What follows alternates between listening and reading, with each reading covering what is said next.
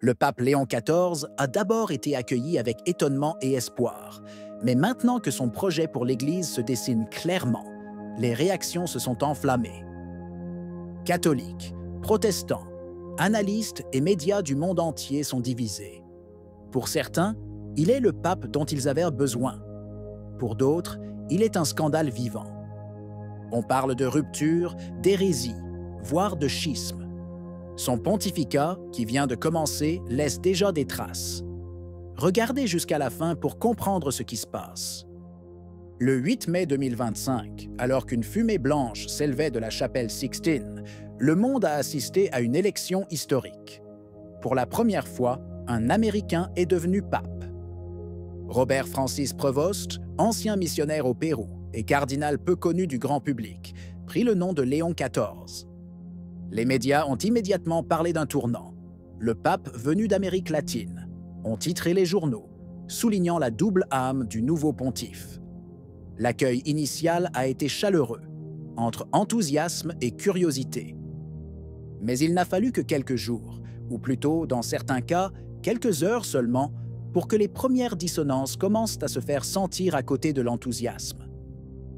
Et derrière le sourire mondial du premier pape latino-américain, un nouveau chapitre s'est ouvert pour l'Église, peut-être le plus turbulent depuis des années. Dès les premières minutes après l'annonce, plusieurs cardinaux et voix autorisées de l'Église ont exprimé leur soutien à Léon XIV. Parmi les premiers à prendre la parole, le cardinal africain Robert Sarah, symbole du conservatisme vatican, a surpris plus d'un en qualifiant ce choix de « signe de l'Esprit Saint » et de « possibilité de purification dans la continuité ». Un soutien inattendu qui a désorienté les traditionalistes les plus rigides. Des cardinaux comme Tagle et Czerny ont également salué cette nomination comme une continuation du chemin ouvert par François, louant le style sobre et les fortes racines pastorales du nouveau pape. Des déclarations encore plus chaleureuses sont venues du monde catholique progressiste. Des théologiens, des curés de banlieue et des mouvements sociaux ont parlé d'un vent nouveau et d'un pape qui connaît le peuple, car il a vécu avec lui. Léon XIV choisit des mots simples et forts dans son premier discours. Il parle de paix, d'unité et surtout de proximité avec les pauvres. Pas de ton triomphal, pas d'annonce choquante. Petit rappel, nous sommes tous entre les mains de Dieu. Sans crainte, unis, marchons ensemble. Pour beaucoup, c'est déjà une déclaration d'intention. Le pontificat de Léon XIV, bien que tout juste commencé, a déjà démontré un programme clair et déterminé. Pas d'annonce sensationnelle, pas de révolution dramatique, mais une série d'orientations qui, mises ensemble, dessinent un plan de changement profond. Au centre se trouve l'idée d'une Église qui écoute et marche ensemble. Une phrase clé du synode convoqué par le pape François, mais que Léon XIV semble vouloir réaliser avec plus de rigueur et moins de rhétorique. La première étape est la décentralisation. Le nouveau pontife ne veut plus que tout passe par Rome. Il vise à donner plus de pouvoir aux conférences épiscopales locales, en particulier dans les pays du Sud, pour aborder les questions sociales, culturelles et pastorales avec une plus grande adhésion à la réalité. Et puis, il y a la réforme interne, de nouvelles règles pour la sélection des évêques, plus d'attention au profil spirituel et moins au cursus honorum. Et enfin, l'assainissement, réel ou symbolique, des finances du Vatican. On parle déjà de restructuration à l'Institut pour les œuvres de religion et d'audit des comptes des diocèses les plus opulents. Mais le point le plus sensible concerne les sujets considérés comme chauds. Le rôle des laïcs, la participation des femmes, la possibilité de revoir l'obligation du célibat, l'approche pastorale des personnes LGBT+.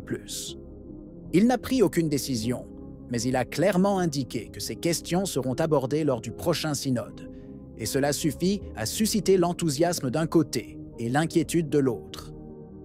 Les critiques ont été particulièrement virulentes sur un point, la Fiducia Supplicans, le document controversé qui permet la bénédiction, non pas du mariage sacramentel, mais néanmoins une forme de reconnaissance des couples de même sexe. Léon XIV ne s'est pas distancié, et bien qu'il n'ait pas fait de déclarations explicites, il semble impliquer une certaine ouverture à la possibilité que chaque épiscopat puisse évaluer de manière autonome les choix pastoraux, en tenant compte des temps, des lieux et des cultures. Pour les traditionalistes, il s'agit d'un coup direct porté au principe de l'universalité doctrinale de l'Église. Selon eux, on est en train d'introduire une Église à géométrie variable, où ce qui est un péché en Pologne peut être acceptable en Allemagne ou au Brésil. Il y a une partie du monde catholique qui a dépassé la critique doctrinale et parle ouvertement d'usurpation. Selon ces récits, Léon XIV n'est pas seulement un pape douteux, il n'est pas pape du tout. La déclaration la plus sensationnelle est venue du frère Alexis Bougnolo, rédacteur en chef du site fromrome.info, qui a publié une vidéo virale dans laquelle il déclare solennellement que l'élection est légalement nulle et non avenue. Selon lui, Robert Francis Prévost serait un antipape. À la base de cette accusation se trouve une ancienne bulle papale, Cum ex Apostolatus Officio, promulguée par Paul IV en 1559, qui établit l'invalidité automatique de l'élection au trône papal d'un hérétique manifeste et formel. Bougnolo, reprenant cette tradition juridique, soutient que Prévost, désormais Léon XIV, tombe dans cette définition en raison de son soutien implicite à la fiducia supplicans et de sa vision ecclésiale considérée comme relativiste. Aucun pape ne l'aurait jamais déclaré formellement hérétique, mais pour Bougnolo et ceux qui pensent comme lui, son « hérésie manifeste » suffit à annuler l'élection, même si elle s'est déroulée selon toutes les règles du conclave. Dans le monde protestant, la nouvelle du premier pape américain n'a pas suscité d'enthousiasme, mais plutôt de l'inquiétude, des critiques théologiques et une condamnation publique. Des pasteurs comme Voddie Baucham, John MacArthur et des animateurs d'émissions comme Truth Transforms ont parlé sans détour. Ce n'est pas du christianisme, c'est de l'idolâtrie déguisée en foi. C'est le triomphe du progressisme spirituel. Le nœud de la critique? L'idée même de la papauté. Dans la sphère évangélique, la figure du pape est perçue comme une usurpation du rôle du Christ, une institution qui est non seulement anti-biblique, mais profondément nuisible. John MacArthur l'a dit sans détour, la papauté est la plus grande fraude jamais imposée au monde au nom du christianisme. C'est une idolâtrie arrogante. Rien de nouveau du côté protestant. Mais chez Léon XIV, la critique n'est pas seulement doctrinale, elle est aussi politique et culturelle. Sa proximité passée avec François, son soutien aux questions sociales telles que l'inclusion LGBT+, la migration et la justice climatique sont interprétés comme des signes d'un programme éveillé. Selon ces milieux, il s'agit d'un pape choisi pour continuer la destruction doctrinale, une marionnette progressiste déguisée en homme de Dieu. Certains vont jusqu'à dire que son langage d'unité et de fraternité n'est qu'un masque pour un universalisme religieux qui vide le christianisme de son contenu essentiel, le Christ comme seule voie. Lorsque l'on annonça que le nouveau pape s'appellerait Léon XIV et qu'il viendrait de Chicago, beaucoup se réjouirent, mais pas tous. Parmi les premiers à se soulever, on trouve le front MAGA, la droite américaine liée à l'univers trumpien.